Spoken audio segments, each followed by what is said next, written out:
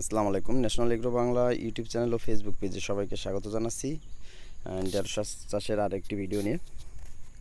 তো আজকে আপনাদের সামনে আলোচনা হবে যে আমরা এর আগে একটা ভিডিও দিয়েছিলাম কীভাবে ঢেঁড়সের 2 থেকে 3 গুণ বা 4 গুণ ফলন বৃদ্ধি করা যায়। তো ওইটারই আজকে দ্বিতীয় পার্ট। তো এখানে কি আমাদের কতটুকু ভুল হয়েছে বা কতটুকু সঠিক হয়েছে এটা আজকে দেখব। চলুন দেখা যাক। আমরা এই যে এখন একটা ঢেঁড়স গাছ দেখব। এই যে এই গাছটায় কয়টা ব্রাঞ্চ আছে দেখি। 1টা 2টা 3টা 4টা 5টা 6টা। আচ্ছা, 6টা ব্রাঞ্চ হলে আমি একটা ব্রাঞ্চ থেকে অলরেডি 2টা তুলে নিচ্ছি। এটা কিন্তু আমাদের মেন ব্রাঞ্চ। তাহলে আজকে এই গাছের থেকে আমি কয়টা ঢেঁড়স তুলতে পারবো? 1টা 2টা মেন ব্রাঞ্চের, 1টা 3টা, এই যে এই সাইড ব্রাঞ্চ এটা 1টা 4টা, এই একটা, এটা দেখা যাচ্ছে না, এটা এই যে একটা 5টা। তাহলে কি দাঁড়ালো? আমরা মোটামুটি সাকসেস আমাদের কৌশলে। তবে এখানে আমার কিছু ভুল আছে। তা হয়েছিল এই সিজনে যারা করবেন, এই সিজনে না, যে কোনো সিজনেই করবেন, ঢেঁড়স গাছের দূরত্বটা আরেকটু বাড়াই দিতে হবে। তা হয়েছিল আপনার ঢেঁড়স গাছের লাইন টু লাইন দিবেন হইলো, আমি এখানে 1.5 হাত দিয়েছি, ঠিক আছে? আপনারা 2 হাত দিবেন। আর ঢেঁড়স গাছ থেকে গাছের দূরত্ব দিবেন 1 হাত, মানে 18 ইঞ্চি। আর এভাবে দিবেন হলো 36 ইঞ্চি।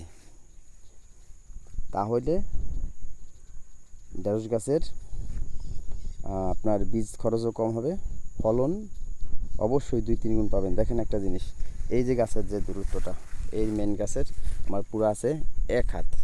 তাই এই গাছটা আবার সাইডে ভালো জায়গা পাইছে, স্পেস পাওয়ার কারণে ভালো সুন্দর ফলন দিচ্ছে। অথচ আমার গাছ, হ্যাঁ, গাছের দূরত্ব কম হওয়াতে এই যে অনেক কিন্তু ব্রাঞ্চ উঠতে পারে না, যাও উঠছে কিন্তু অন্য গাছের কারণে হয়ে গেছে, ওইভাবে ফলন পাচ্ছি না। তাও পাবো না তা না, যেহেতু আমি কিছু পাতা ছাঁটাই করছিলাম, এই যে পাবো, এই যে এটা পাবো, এটা পাবো, এটা পাবো, কিন্তু সংখ্যা কম, ওই রকম আর পাবো না। তাহলে কি বুঝতে পারলাম? যে আমাদের ঢেঁড়স গাছের দূরত্ব এবং সারি বাড়াইতে হবে। যখনই আমরা বাড়িয়ে দেব, দেখা যাবে যে আমাদের গাছের সংখ্যা কম, কিন্তু ফলনের সংখ্যা কম হবে না, ফলনের সংখ্যা বাড়বে। তাতে এতেই প্রমাণ হয় যে একটা গাছে আমি 5টা ঢেঁড়স পাচ্ছি, গাছের দূরত্ব কি 1 হাত। আর এদিকে লাইনটা পুরা জুড়ে গেছে, এই কারণে এটা নিতে পারে না। যদি আমি এই দূরত্বটা লাইন সারি থেকে সারি দূরত্বটা 2 হাত দিতাম, এই গাছটাও আমার আরও বড় হইতো, আরও ঢেঁড়স পাইতাম। তো দেখা যাচ্ছে সাইটের যে গাছগুলো, ওইগুলা বেশি ব্রাঞ্চ নিছে বা বেশি ফলন পাওয়া যাচ্ছে। চলুন ওই দিকে যাব, আর একটা গাছ আমরা দেখব। এই যে আমরা এই গাছটা দেখব। এটা একটা সাইটের একটা গাছ। এটা এই সাইডে যেমন আমাদের এই সারিটা মারা গিয়েছে অনেক, মানে বীজ উঠতে পারে না, কারণ এটা একটা ড্রেনের ভিতরে ছিল। তো ওইভাবে গাছগুলো জার্মিনেশনের উপর উঠতে পারে না, বীজ নষ্ট হয়ে গেছিলো। তো দেখেন এটা স্পেস পাইছে চতুর্দিক থেকে সমান। এটার ব্রাঞ্চ কয়টা? 1টা 2টা 3টা 4টা 5টা 6টা 7টা ব্রাঞ্চ হয়েছে, আর মেন ব্রাঞ্চ একটা। টোটাল মেন ব্রাঞ্চও 8টা।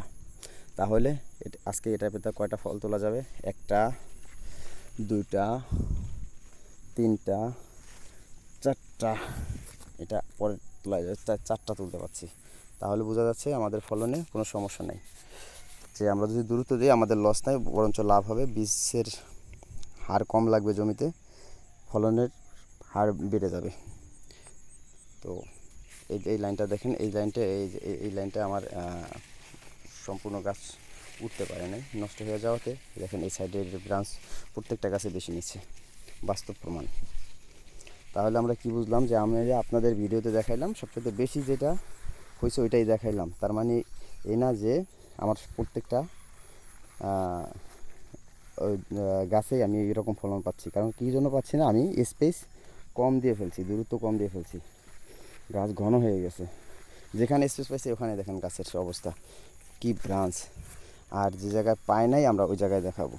কারণ ইউটিউবের চ্যানেল ভিডিও আমরা দেখা হ্যাঁ করি যে অনেক হয়েছে এই সেই, কিন্তু আমি ভালো মন্দ দুটোটাই দেখাবো। দেখেন এটার কোনো ব্রাঞ্চ নেই, কারণ এটা ঘন, আর এইদিকে আমি ডাল ছাঁটাই করি নাই, পাতা ছাঁটাই করি নাই এর আগে। এই জন্য এই যে এটা একটা ব্রাঞ্চ বের হয়েছে, এটার কোনো ব্রাঞ্চই নেই। ঠিক আছে, এই দেখেন এটা এটা দুইটা ব্রাঞ্চ বের হয়েছে, অথচ আমি যেখানে স্পেস পাইছি ওখানে অনেক ব্রাঞ্চ বের হয়েছে। তাহলে বোঝা গেল যে আমরা যদি দূরত্ব বেশি দিই ফলন বেশি পাবো। তো আজকের মতো এখানে বিদায়, ভিডিও লম্বা হয়ে যাচ্ছে। আসসালামু আলাইকুম, সবাই ভালো থাকবেন, আল্লাহ হাফিজ।